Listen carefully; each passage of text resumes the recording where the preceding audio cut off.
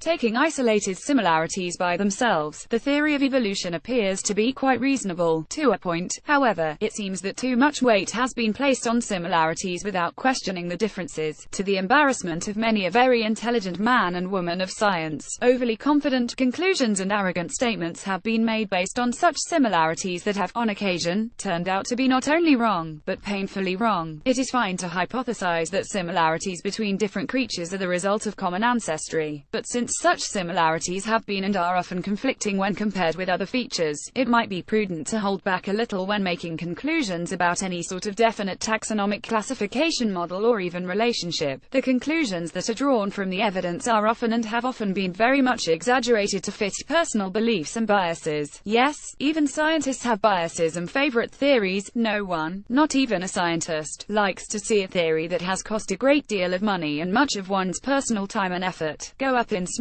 So, some caution might be in order before even long-established theories are accepted as the gospel truth, especially when some of the most famous scientists in the field start to question their own life's work. Ad name Google AdSense 468 times 60 banner blue. In considering the theory of human evolution, it is interesting to note that some very well-known scientists have actually suggested that the line of human evolution is far from clear. For example, in 1990, Richard Leakey himself said that, if pressed about man's ancestry, I would have to unequivocally say that all we have is a huge question mark. To date, there has been nothing found to truthfully purport as a transitional species to man, including Lucy, since 1470 was as old and probably older. If further pressed, I would have to state that there is more evidence to suggest an abrupt arrival of man rather than a gradual process of evolving. Mary Leakey also said pretty much the same thing just before her death at the age of 83. Although Leakey was convinced that man had evolved from ape-like ancestors, she was equally convinced that scientists will never be able to prove a particular scenario of human evolution. 3 months before her death, she said in an interview, "All these trees of life were the branches of our ancestors. That's a lot of nonsense." Biases are of course part of human nature. No one is immune from bias. However, bias should at least be admitted. As it is, popular sciences often refuse to admit that there are significant limitations to the evolutionary interpretations that are given out to the public as gospel truth. Consider the evidence for yourself and judge if popular science has not and is not overstepping itself when it comes to its conclusions on early man.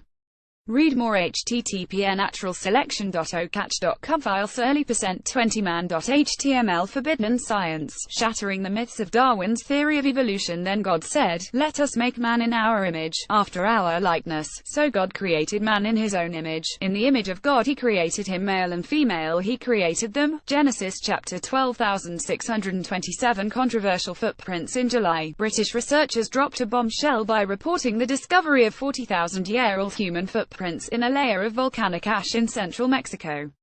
The finding was highly controversial because it challenged the traditionally accepted view that humans first arrived in North America around 11,000 years ago after crossing the Bering Strait, a land bridge that once connected Russia and Alaska. In a new twist, other scientists have performed their own dating of the volcanic ash and obtained wildly different results. Using paleomagnetic analysis, a technique that looks at the Earth's magnetic field during past geologic time, and a radioactive dating technique called argon, the team concludes the ash is actually 1.3 million years old.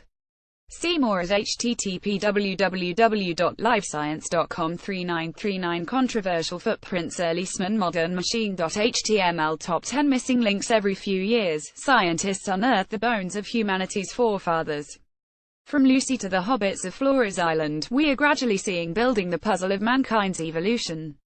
Neanderthal, stocky and squat and well suited for the cold. Neanderthals looked distinctly different from modern humans. But they were like us in other ways. They buried their dead, cared for their sick and injured, and may have been capable of language and music. Scientists recently put together a complete Neanderthal skeleton and are working on the genome.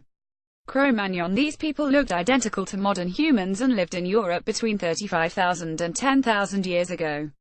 Their cave paintings and sculptures are the earliest known examples of art by a prehistoric people. Homo floresiensis. It turns out those Floresians were actually onto something. For centuries, their mythology described a race of very small human-like creatures called the Ebugogo. Hardly anyone took them seriously, however, until 2003, when word broke that a new species of diminutive hominids was discovered on the Indonesian island Homo erectus 4H erectus. It may have paid to be dense. According to one theory, males rammed each other with their thick skulls in order to win females. H. erectus is generally believed to be the direct ancestor of modern humans and also the first hominid to live in caves and tame fire. Homo ergaster. Scientists can't decide whether this African hominid is just a failed predecessor of H. erectus or the rightful ancestor of modern humans. It had a thinner skull than H. erectus and was more proficient at making tools and using fire.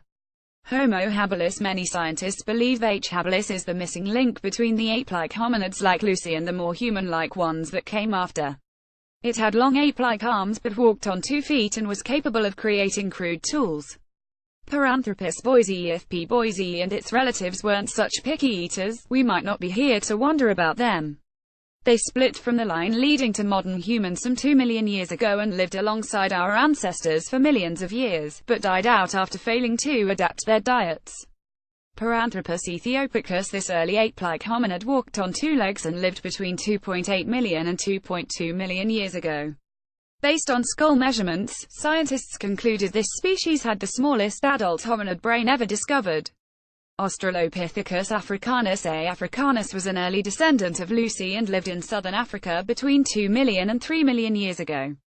Its brain was larger than Lucy's and its facial features were more human-like. Australopithecus afarensis. The most famous member of this species is Lucy, an adult female skeleton discovered in 1974 and nicknamed after a Beatles song. Lucy lived about 3.18 million years ago and was fully capable of walking and running on 2 legs. Source: http www.livescience.com 11326 Top 10 missing links.html. Calico early man. The North American Great Basin is an arid expanse that reaches from northern Mexico to southern Oregon. It is presently a land of desert shrubs and isolated mountain ranges separated by arid basins that often contain salt flats or parched clay pans. However, it was not always so. At times in the past, it has been a brushy landscape spattered with lakes, large and small, and rich with animal life including extinct forms of bison, horses, camels, mammoths, and their predators. In most lowlands, some 15,000 years of late Pleistocene and Holocene alluvial deposition has effectively buried and sealed earlier sediments and possible traces of a human presence in the region in Pleistocene time, the Ice Age, when tool-making humans were present throughout the Old World and when the Great Basin was not the desert it is today. However, in the Mannix Basin, lower Mojave River Valley of San Bernardino County, California, close by the Calico Mountains, a fortuitous combination of environmental factors have exposed a series of deposits that represent more than 350,000 years of Quaternary history. Within these deposits are rocks that, if found outside the Western Hemisphere, could easily be regarded as having been artificially modified to form stone tools, or lithic artifacts. The obvious antiquity of the geologic deposits containing these objects has caused the most influential North American archaeologists to reject them as artifacts. They are rejected on the basis of where they are more than what they are. Consequently, the objects have been regarded as geofacts, artifact-like forms produced by natural geologic processes. On the other hand, many European and Asian scholars familiar with Old World Paleolithic technology do indeed recognize many of the Calico specimens as authentic lithic artifacts, implying a human presence in the Americas for a span of time vastly longer than that generally accepted. This website describes and analyzes the Calico archaeological site and the Calicolithic industry, which have been controversial since they appear to support the presence of tool makers in California's Mojave Desert some 200,000 years ago, nearly 20 times more remote in time than the generally accepted date for the earliest human arrivals in the Americas.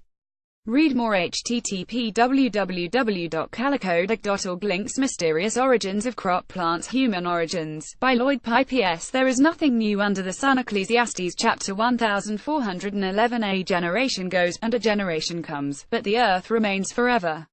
The sun rises, and the sun goes down, and hastens to the place where it rises.